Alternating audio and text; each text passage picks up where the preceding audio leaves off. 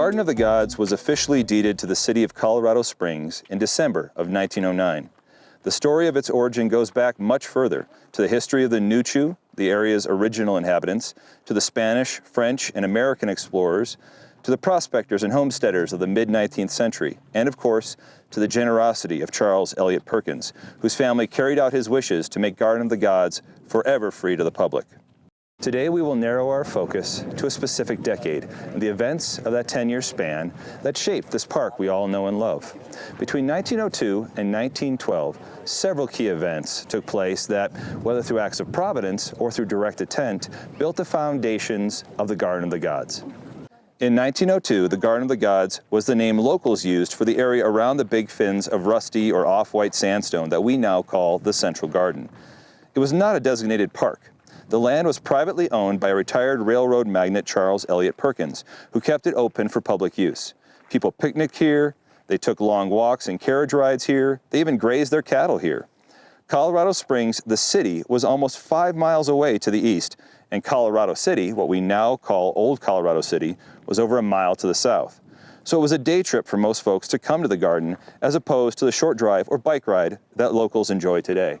In 1902, the creation of our park began with the death of a local icon and the end of a long-running iconic event.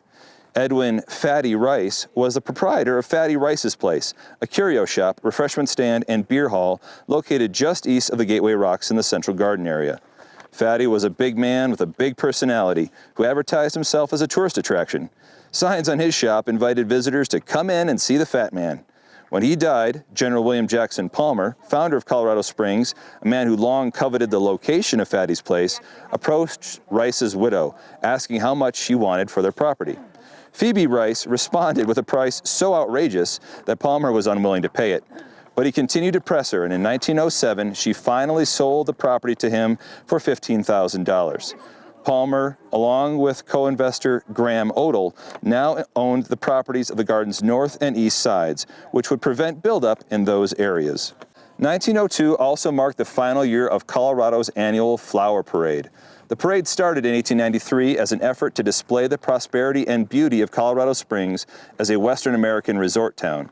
People decorated horses, bikes, carriages, dogs, you name it, with flowers and then paraded through downtown. This ended in 1902 as interest in this parade waned.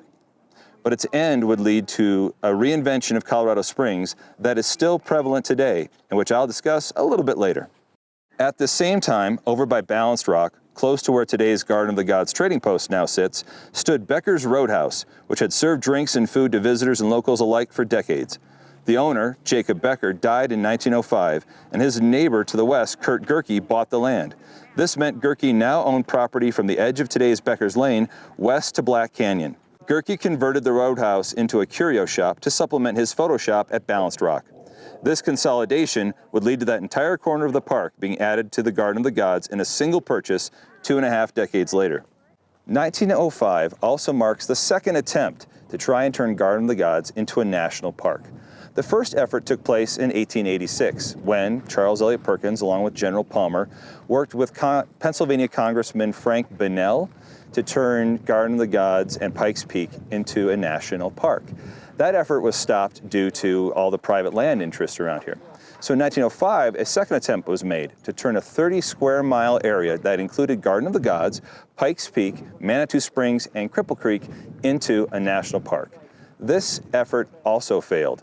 But that allowed Charles Eliot Perkins to look at other efforts and take other steps to try and reserve this place as a space open and free to the public for all time.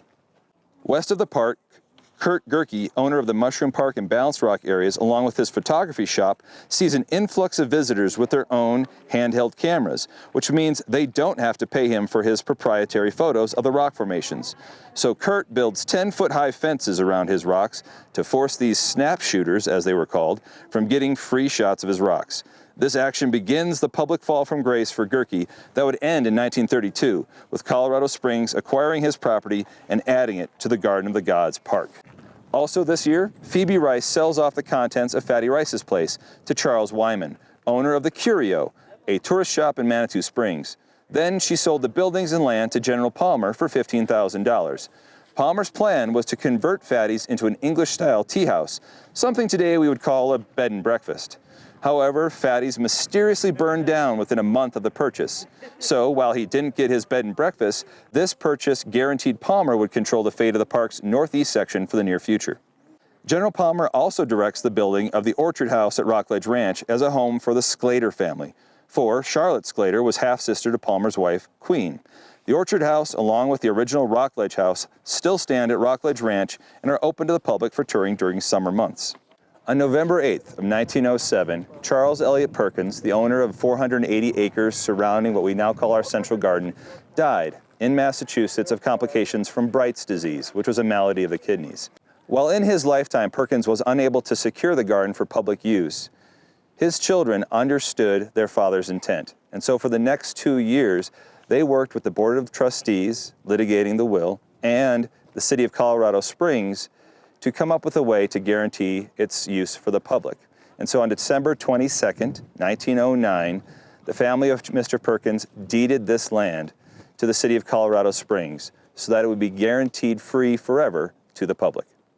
While this grand Christmas gift capped off 1909, the year also had both tragic and prophetic events happen. For example, the death of General Palmer in March, and Mr. Kurt Gerke, not satisfied with throwing up fences around his rocks, decided to close off access to the road going through his property, a road frequently used by tour companies bringing visitors to the Garden of the Gods.